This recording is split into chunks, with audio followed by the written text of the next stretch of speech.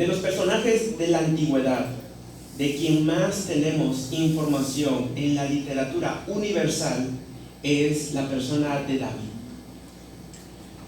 Tenemos prácticamente todo el libro de Primero de Samuel, Segundo de Samuel y los primeros capítulos del primer libro de Reyes, que hablan exclusivamente de la vida de este personaje.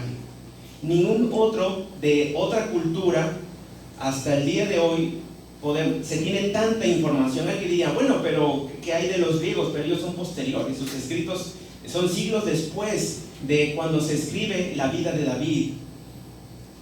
Y hemos estado viendo en esta serie de la monarquía, donde estamos ahora en el primer libro de Samuel, y en 2 semanas entraremos al segundo libro de Samuel y después en los libros de Reyes, cómo incluso estas partes de las escrituras se refieren a Jesús y al Evangelio. No podemos ver la profundidad, la belleza y la magnitud de la obra de Dios Padre en Jesucristo sin ir al Antiguo Testamento y sobre todo en este caso sin ver a la persona de David. Conforme escudriñamos, estudiamos y nos detenemos a meditar y reflexionar en la persona de David, aprendemos más de la buena noticia que tenemos en Jesús. Y en esta ocasión vamos a ver un contraste en el mismo David.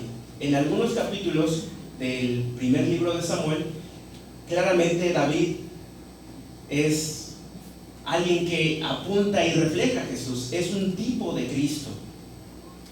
Y en otros personajes como Jonatán en su momento.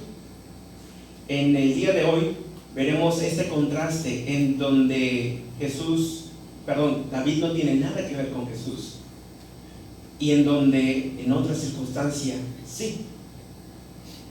Y esto nos habla de nosotros, en donde somos parecidos a David en este sentido, que hay días en que nos sentimos espirituales y pareciera que Jesús está con nosotros y casi volamos, nada más falta que hagamos milagros, resucitemos muertos, porque la gente dice, es que es una pera en dulce, míralo nomás, mírala cómo es, tan amable, tan cariñoso, tan generoso, su carácter, su temperamento.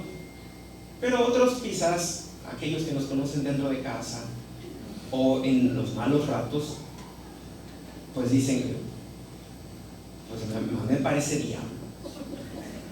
A veces somos personas que en lugar de dar testimonio de quién es Jesús, de nuestro Salvador, de la buena noticia que tenemos en Jesús, parece que con nuestro proceder estamos dando malas noticias y transmitiendo, en lugar de esperanza, desesperanza. Y es el caso que estaremos viendo en esta primera parte del sermón de David, en donde, como ustedes pudieron detectar en los diferentes pasajes que se estuvieron leyendo, al principio David está huyendo, pero tratando de salir avante o no decaer, a pesar de la gran persecución que está haciendo Saúl contra él. En una ocasión llega con los filisteos, con el rey Aquis, y entonces él se hace pasar por loco. Y otra versión de este suceso lo encontramos en el Salmo 34, que fue con el que comenzamos este culto, en donde él da gracias a Dios porque lo ha librado, en este caso de los filisteos, de que lo mataran, porque en aquel entonces David estaba muy unido a Saúl, y entonces los filisteos llegaron a pensar de que era espía o iba a hacer algo con los filisteos, y entonces David teme por su vida y David se hace el loco. Pero conforme se hace más cruda la persecución de David, de Saúl hacia David, David pierde la esperanza. David se desanima y llega al punto de decir, ¿qué caso tiene seguir escondiéndome en el desierto de Judá, del pueblo de Dios. Se supone que soy del pueblo escogido, pero el pueblo escogido me rechaza, no me quiere. Mejor me voy con los filisteos. Y es triste, pero hay personas que no encuentran un lugar en la iglesia, o amigos en la iglesia, o entre los cristianos. Y de repente abrieron su corazón con alguien de la iglesia, con otro cristiano o cristiana, y resultó peor. Resultó que esparció el chisme como si fuera un incendio, y la persona quedó decepcionada, defraudada, y llega a pensar: ¿qué caso tiene confiar en los cristianos? No se puede tener un buen amigo entre los cristianos. Tengo mejores amigos con la gente del mundo, con aquellos que incluso tienen la bandera de muchos colores, etc. Ellos son mejores amigos que los cristianos. Mi mamá es cristiana y mira lo que dice. Mi papá es cristiano, mira. Y las personas que conozco, ¿qué caso? Algo así se sintió David, en donde era perseguido, llegó el punto que fue perseguido por todos. Y entonces él dice: mejor me voy con los filisteos. Es sorprendente cuando él toma esta determinación y él está oyendo el tipo de personas que lo empiezan a seguir. Dice el primer libro de Samuel, capítulo 22: se le unieron muchos otros que estaban en apuros, cargados de deudas y amargados. Así que llegó a tener David bajo su mando unos 400 hombres. 400 hombres rencorosos, amargados, de mala fama.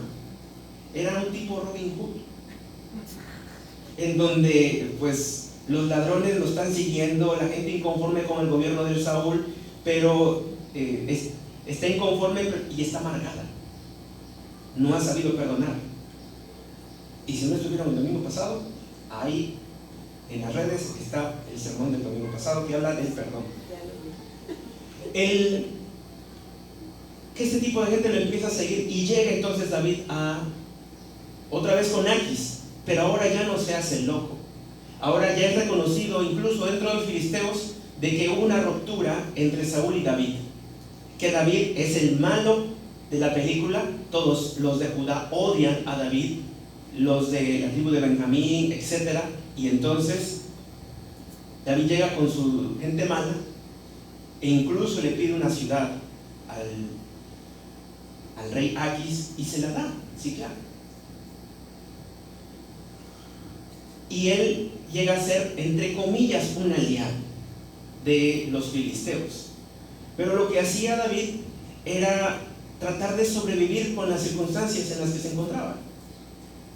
Porque cualquier otro pueblecillo que no eran los de Judá, que se le atravesara en el camino, los aniquilaba. E incluso llegaba al punto que él y sus hombres de mala fama tenían hambre, tenían sed, requerían provisiones, pues incursionaban con los amalecitas o con alguno de estos pueblos que eran adversos con Israel, y los mataban y se quedaban con el ganado, Es más, ya a estas alturas David tiene 2 esposas. Es como un filisteo. Hay cristianos que, si no es porque se ven en el templo, la gente no se daría cuenta que son creyentes, porque en el trabajo también transan, también mienten, tienen las conversaciones acaloradas, el mismo tipo de videos, de vocabulario. Y como dicen por ahí, son cristianos secretos, de la secreta. Nadie se da cuenta que son cristianos hasta que uno los ve en el templo o saliendo de la iglesia. Y cuando los cachan, se sienten avergonzados de: ya me descubrió. Más cuando son ancianos de iglesia, diáconos o líderes.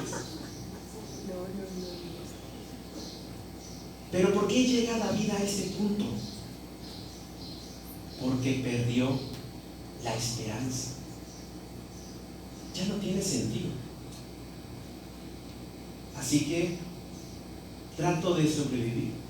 Por otro lado, David sentía un impulso por sus raíces, y entonces cuando le preguntaba el rey Aquis, ¿de dónde vienes?, él dice, pues estuve matando gente de Judá y gente de la región de Israel, lo cual no era cierto. Estaba incursionando contra incluso pueblos filisteos y enemigos de Israel. Empezó a mentir para sobrellevarse la vida en el lugar donde estaba, al grado que Aquis lo llega a considerar como un ángel de Dios, alguien que me ha servido, que está bien, en buenas relaciones con los filisteos. Y en la batalla en donde van los filisteos para pelear contra Israel, y en donde muere Saúl, y eso lo veremos la semana que viene, los otros reyes filisteos dicen, ¿saben? No eran de él a quien decían, David mató a sus 10,000, que no venga con nosotros, no vaya a ser que a la mera hora, en lugar de estar matando a los israelitas, nos empiece a matar a nosotros. Y lo despiden. En esta etapa, David es un anticristo, en lugar de ser un tipo de Jesús, está reflejando a alguien que, pudiendo ser como un escogido de Dios, como lo que diríamos ahora un cristiano, es un filisteo. Muchas personas les cuesta trabajo vivir su cristianismo de manera íntegra. Ser cristianos aquí en el templo, pero también fuera de este. Y servir a Dios aquí en la iglesia, pero también fuera de este. Y es por la falta de raíces, la falta de comunidad y la falta de la dirección y la búsqueda de Dios. Al principio, si ustedes vuelven a leer estos capítulos de manera completa, para el sermón solo leímos algunos fragmentos, David está huyendo, pero pidiendo la dirección de Dios, está orando, está buscando la intercesión del sacerdote que le determine la voluntad de Dios. Pero conforme se hace más cruel la persecución, David deja de consultar a Dios. Ya no lo vemos orando, y está matando gente. Ya no lo vemos en comunión íntima con Dios, ahora está en comunión íntima con 2 mujeres, etcétera, etcétera. La falta de esperanza a todos nos llega, incluso a los mismos discípulos de Jesús.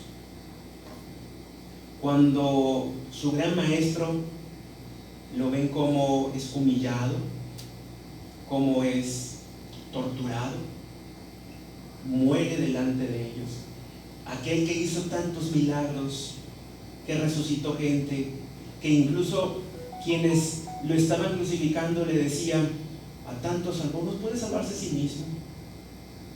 Los discípulos terminan completamente deprimidos, sin esperanza. Está incluso Tomás, que llega a decir, si no meto mi dedo y mi brazo en sus heridas, no voy a creer. Jesús me ha decepcionado, Dios me falló. Y esto es porque teníamos una idea de Dios y esperábamos que Dios hiciera algo, cumpliera algo, y no lo hizo.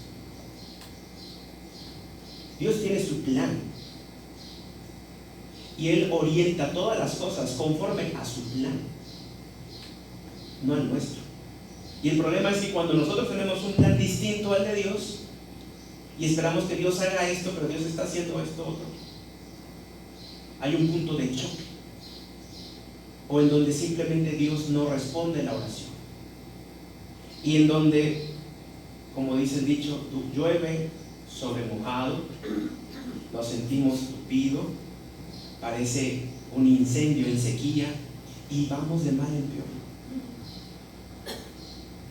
Y sentimos que Dios está lejos, que Dios se aleja, cuando somos nosotros quienes nos estamos alejando de Dios, porque Dios sigue su camino, pero nosotros simplemente estamos aferrados a nuestro plan, a que seamos que las cosas se hagan como nosotros queremos.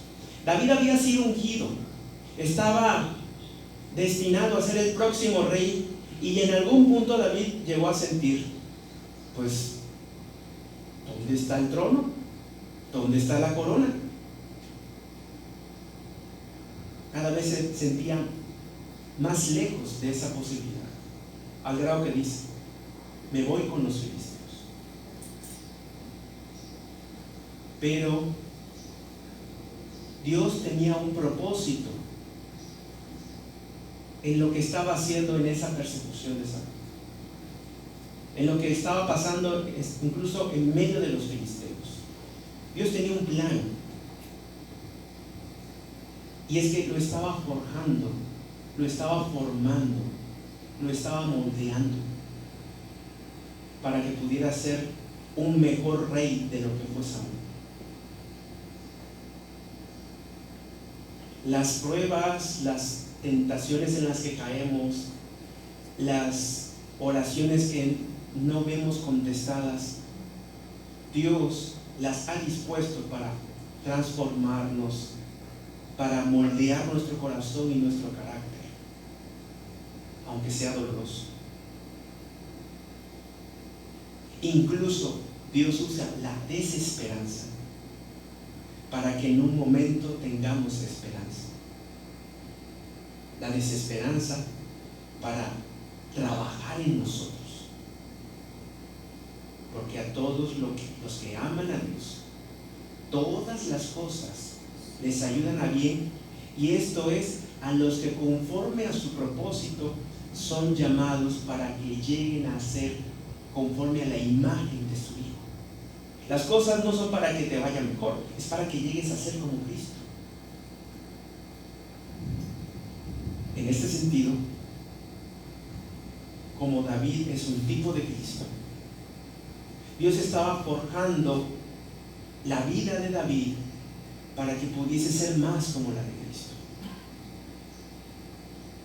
Y así también, en medio de las tentaciones en las que hemos caído, en medio de nuestro cristianismo de dudosa procedencia, o que pareciera que queda inexistente, Dios incluso está utilizando eso para que podamos reflejar a Jesús. A diferencia de David,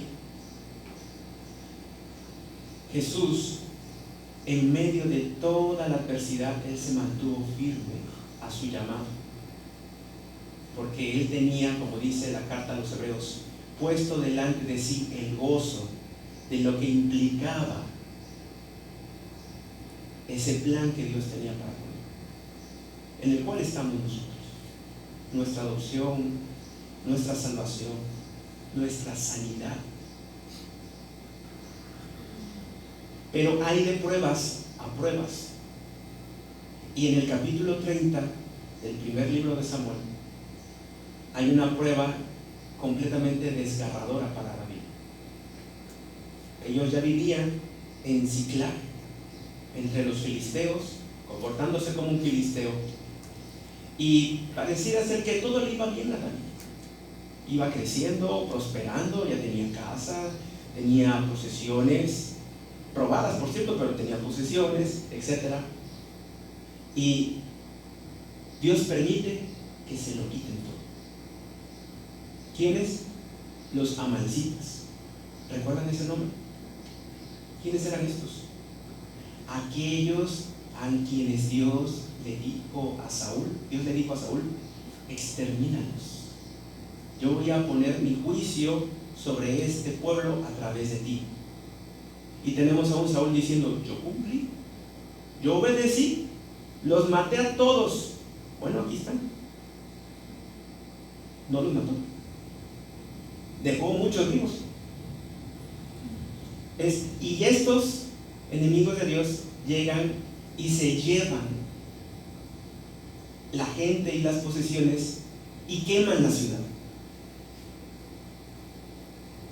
Estos amargados, resentidos, estos mercenarios, si los queremos ver así, quieren apedrear y matar a David. Y en medio de esta situación tan complicada, ahora sí David, entre los mismos filisteos, toca fondo. Y él recuerda quién es él. Primero voy a leer a partir del versículo 6 del capítulo 30. David se alarmó, pues la tropa hablaba de apedrearlo, y es que todos se sentían amargados por la pérdida de sus hijos e hijas, pero cobró ánimo y puso su confianza en el Señor su Dios. Entonces le dijo al sacerdote Abiatar, hijo de Ahimelech, traedme el éfod. Tan pronto como Abiatar se lo trajo, David consultó al Señor. ¿Debo perseguir a esa banda? ¿Los voy a alcanzar? Persíguelos, le respondió el Señor. Vas a alcanzarlos y rescatarás a los cautivos. David partió con sus 600 hombres hasta llegar al arroyo de Besor. Allí se quedaron rezagados 200 hombres que estaban demasiado cansados para cruzar el arroyo. Así que David continuó la persecución con los 400 hombres restantes. Los hombres de David se encontraron en el campo con un egipcio y se lo llevaron a David. Le dieron de comer y de beber y le ofrecieron una torta de higo y 2 tortas de uvas pasas, pues hacía 3 días y 3 noches que no había comido nada. Con un cafecito hubiesen estado bien esas tortitas. Ahora se antoja. En cuanto el egipcio comió, recobró las fuerzas. Le preguntó David, ¿a quién perteneces? ¿De dónde vienes? Soy egipcio, le respondió, esclavo de una malecita. Hace 3 días caí enfermo y mi amo me abandonó. Habíamos invadido la región de Sur, que de los quereteos, de Judá y de Caleb, también incendiamos Siclán. Guíanos donde están esos bandidos, le dijo David. Un bandido diciéndole al otro. Júreme usted por Dios, le suplicó el egipcio, que no me matará ni me entregará a mi amo. Con esa condición lo llevo a donde está Labán. El egipcio los guió hasta los amalecitas, los cuales estaban dispersos por todo el campo, comiendo, bebiendo y festejando el gran botín que habían conseguido en el territorio filisteo y en el de Judá. David los atacó al amanecer y los combatió hasta la tarde del día siguiente. Los únicos que lograron escapar fueron 400 muchachos que huyeron en sus camellos. David pudo recobrar todo lo que los amalecitas se habían robado y también rescató a sus 2 esposas. Nada les faltó del botín, ni grande ni pequeño, ni hijos ni hijas, ni ninguna otra cosa de lo que les habían quitado. David también se apoderó de todas las ovejas y del ganado. La gente llevaba todo al frente y pregonaba, este es el botín de David. Luego David regresó al arroyo de Besor, donde se habían quedado los 200 hombres que estaban demasiado cansados para seguirlo. Ellos salieron al encuentro de David y su gente, y David, por su parte, se acercó para saludarlos. Pero entre los que acompañaban a David había gente mala y perversa que reclamó, estos no vinieron con nosotros, así que no vamos a darles nada del botín que recobramos. Que tome cada uno a su esposa y a sus hijos y que se vayan. No hagan eso, mis hermanos, les respondió David. Fue el Señor quien nos lo dio todo y quien nos protegió y puso en nuestras manos a esa banda de maleantes que nos habían atacado. ¿Quién va a estar de acuerdo con ustedes? Del botín participan tanto los que se queden cuidando el bagaje como los que van a la batalla. Aquel día David estableció esa norma como ley en Israel, y la cual sigue vigente hasta el día. Es decir, los que cansados no pudieron continuar, se quedaron. Los demás conquistan, tienen un botín de ganado, posesiones, regresan con todo y dicen, eso no, porque no estuvieron. Flojos, cansados, etc. Pero David dice, no, la batalla nos la dio el Señor, nosotros recobramos las fuerzas y pudimos, ellos también. ¿Por qué hace esto David? Porque David recuerda algo, y como él vuelve a conectarse con Dios, lo queremos ver así, como dice el versículo 6, cobró ánimo y puso su confianza en el Señor su Dios. Como volvió a hacer esto, al poner su confianza en el Señor, David vuelve a tener esperanza, David vuelve a tener fe. David puede entonces reconocer que todo lo que le ha pasado es un propósito de Dios y es por gracia y misericordia, porque Dios le da cosas que no merece David y Dios no le da lo que sí merecía David. Y como David ha visto cómo Dios ha obrado con él, entonces él puede hacer con otras personas lo que Dios ha hecho con él.